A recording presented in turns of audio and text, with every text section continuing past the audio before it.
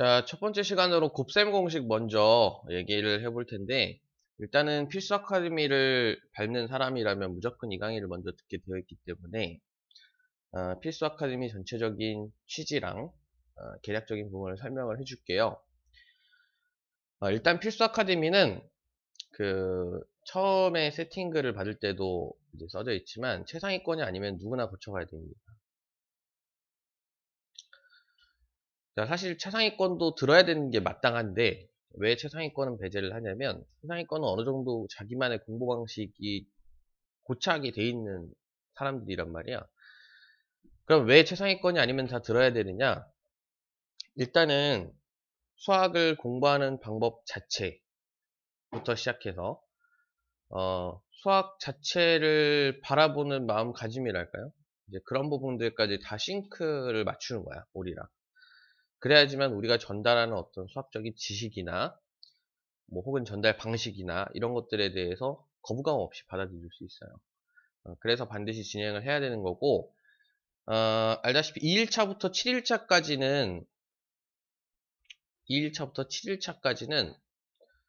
다 수학적인 지식에 대한 부분을 전달을 하고 있고, 2일차부터 7일차까지에 전달되는 모든 수학적인 지식은 아무런 기본 배경 지식이 없이도 들을 수 있습니다. 저는 뭐 이거 안 배웠는데요, 저거 안 배웠는데요 하고 뺄 수 있는 부분이 절대 아니에요.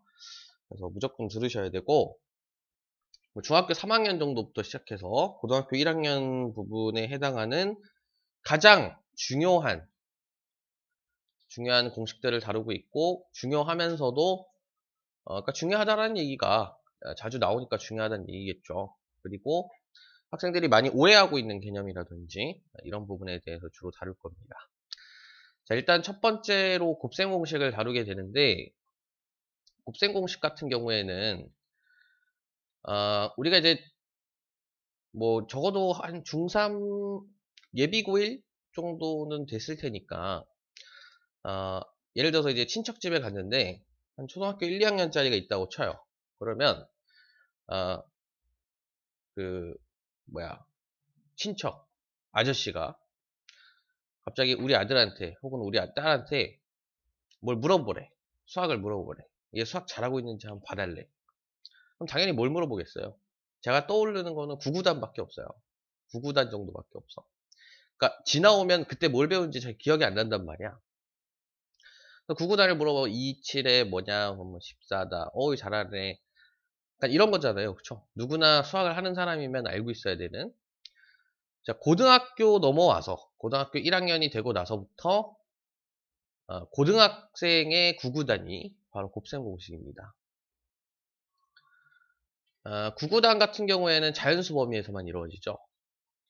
그래서 수의 확장이 쭉 가서 이제 복소수까지 이루어지는데, 곱셈 공식 같은 경우에는 식이에요. 그쵸? 식에서 다루어지는 내용이고, 뭐 2 곱하기 7이라는 거를 2를 7번 더한다든지 혹은 7을 2번 더한다든지 그 곱하기의 정의에 입각해서 구할 수는 있죠. 그렇죠? 하지만 2 곱하기 7을 항상 2를 7번 더하거나 7을 2번 더해서 구하는 게 아니란 말이야. 그렇죠? 2 곱하기 7이 14라는 걸 외우고 쓰죠. 마찬가지예요. 곱셈 공식도 어떻게든 곱해서 만들어낼 수는 있습니다. 하지만 구구단과 마찬가지로 그렇게 일일이 만들어서 다간 문제풀이 속도를 절대 못 맞춘다는 거죠. 그래서 얘는 반드시 암기가 후행돼야 되는 부분입니다. 사실 뭐 제가 얘기할 것도 없어요. 왜냐면 곱셈 공식이라는 것 자체가 곱을 전개해서 풀어 헤쳐가지고 합이나 차의 형태로 만들어내는 거란 말이죠. 자, 예를 들어서 어떤 게 있냐면 이제 이 부분에서 이제 쉬운 것만 다루기로 했으니까 가장 간단한 형태의 곱셈 공식을 먼저 얘기해 보면 얘예요. 그럼 얘는 얘를 2번 곱한다는 의미고, 얘를 쭉 풀어 헤쳐서 써보면 a제곱 더하기 ab 더하기 ba 더하기 b제곱, 이렇게 해서 최종적으로 a제곱 더하기 2ab 더하기 b제곱 이렇게 정리가 된단 말이에요. 일단은 여기에도 많은 개념이 숨어 있는데, 예를 들어서 얘 두 개가 합쳐져서 2ab가 됐죠. 그럼 여기에서 뭐가 성립한다라는 건지, 그쵸? 곱셈에서의 무슨 법칙이 성립한다. 이런 것도 다 알고 있어야겠죠. 그쵸? 그다음 얘도 분배 법칙 같은 거, 그쵸? 이런 거 적용한다, 적용할 수 있다, 이런 거, 자연수에 대한 성질, 혹은 수에 대한 성질을 알고 있어야지 이 부분도 사실 이해할 수 있기는 합니다만, 뭐 그걸 모를 거라고 생각하진 않으니까. 그리고 이제 중간에 마이너스가 끼는 경우도 있을 거고, 그쵸? 이런 경우는 이렇게 정리가 되더라. 직접 한번 해보시고. 근데 해보시는데, 이렇게 전개를 하다 보면 좀 헷갈려요. 그러니까 내가 이거, 뭐 이거 곱했었나? 저거 곱했었나? 이렇게 된단 말이에요. 물론 두 개짜리면은 경우의 수가 4개밖에 없기 때문에 굉장히 심플하지만, 예를 들어서 a 플러스 b 플러스 c의 제곱만 하더라도 3, 3이니까 경우의 수가 9개나 나온단 말이야. 헷갈려요. 그래서 이럴 땐 어떻게 해주면 좋냐면, 이렇게 표를 그려주면 좋아. a, b, a, b. 이렇게 해서 딱 곱하면은, 여기 a제곱 자리구나, 여기 ab 자리구나, 여기 ba 자리구나, 여기 b제곱 자리구나 해서 딱 모아서 쓰면 돼요. 그래서 좀 복잡한 경우에, 예를 들어서 이거 ABC 같은 경우에도 하나씩만 더 늘려서 여기 나머지 칸만 채워주면 된단 말이죠. 그렇죠? 그래서 이런 식으로 이제 정리를 해주면 좋다라는 거고, 굳이 이 얘기를 꺼냈으니까 이것까지 마무리를 지어보면, A, B, C, A, B, C. 여기에 심플한 것들 먼저 정리해주고, 그다음 여기 A, B, 여기 A, B, 그쵸? 여기 A, C, 여기 C, A. 여기 B, C, 여기 C, B 해서 A제곱 더하기 B제곱 더하기 C제곱 더하기 AB 2개, CA 2개, AC 2개, 그 다음에 BC 2개 해서 이렇게 묶었을 수가 있어요. 이렇게.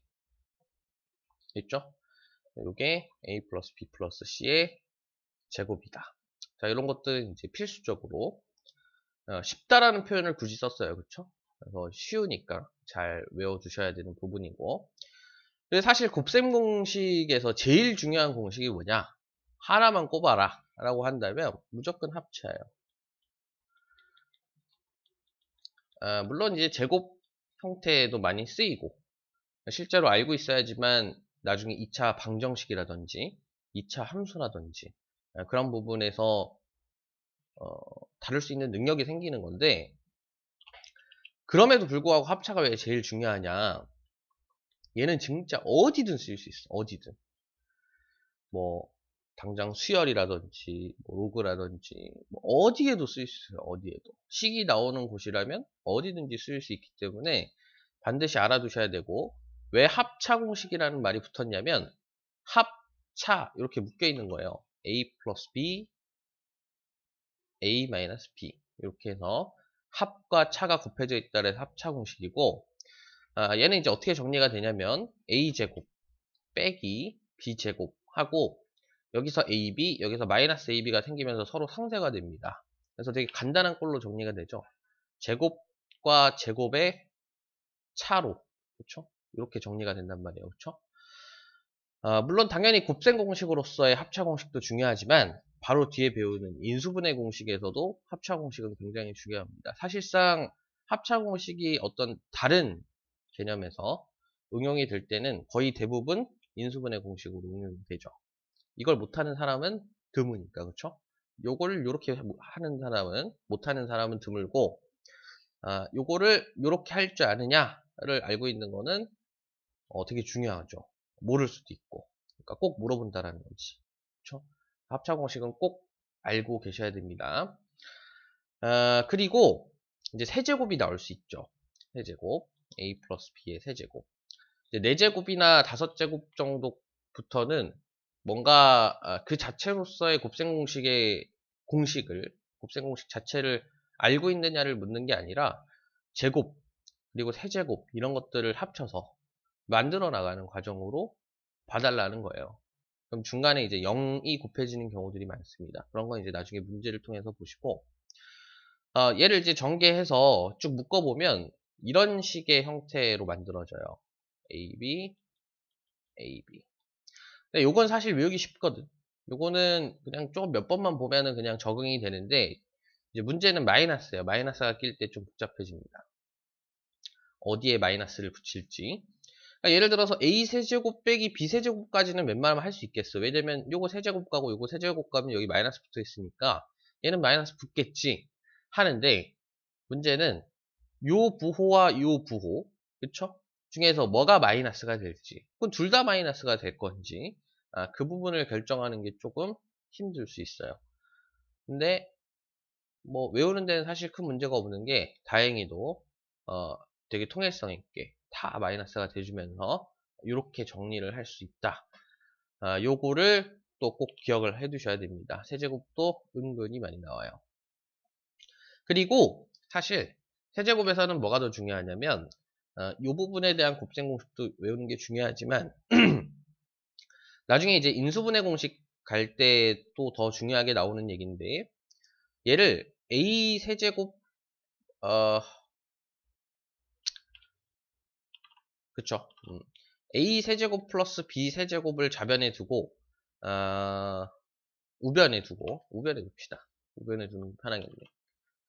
우변에 두고, 자, 이렇게 넘겼다라고 칩시다. 자, 이러면 얘네가 A 플러스 B로 묶여요. A 플러스 B로 묶이면서 이 뒤쪽에 얘 제곱이 남고, 그쵸? 얘에서는 마이너스 3AB가 남아. 그럼 최종적으로 어떻게 정리가 되냐면, 얘를 다 풀어헤치면 A제곱 플러스 B제곱, 여기서 2AB가 생기죠. 그거랑 이제 마이너스 3AB가 만나면서 마이너스 AB 이렇게 만들어집니다. 그러면 이제 곱하기의 형태를 플러스로 바꿨으니까 이것도 마찬가지로 곱셈 공식이에요. 그렇죠? 하지만 되게 주객이 전도된 그런 곱셈 공식이죠. 어떤 일반적인 곱하기의 형태를 최종적으로 전개했을 때 어떤 꼴이 나오느냐라기보다는 이렇게 조금 일반적인 형태의 덧셈이 어떻게 인수분해가 될 수 있겠느냐, 이런 관점으로 보는 게 더 맞겠죠.